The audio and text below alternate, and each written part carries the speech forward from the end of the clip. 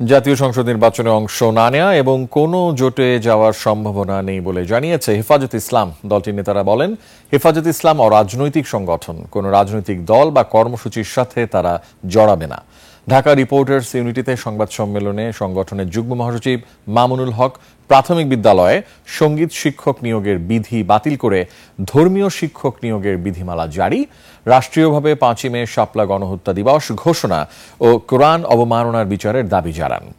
জামাতকে নিয়ে হেফাজতে আমিরের বক্তব্য একান্তই ব্যক্তিগত বলে জানিয়ে তিনি বলেন, কোরআন পোড়ানোর বিচারের জন্য কঠোর আইন না থাকার সুযোগে একের পর এক ধর্ম অবমাননার মাধ্যমে আওয়ামী ফ্যাসিবাদ ও ভারতীয় আধিপত্যবাদ দেশে অস্থিতিশীলতা সৃষ্টির সুযোগ পাচ্ছে।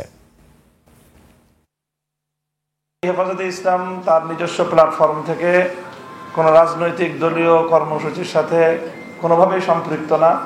কাজে সেই হিসাবে নির্বাচনী নিজস্ব কোনো তৎপরতা, কোনো জোট অথবা কোনো অ্যালায়েন্স করা হেফাজতে ইসলাম বাংলাদেশের মৌলিক নীতিমালার পরিপন্থী। কাজে সেটা করার সুযোগ হেফাজতে ইসলাম বাংলাদেশের পক্ষ থেকে নেই।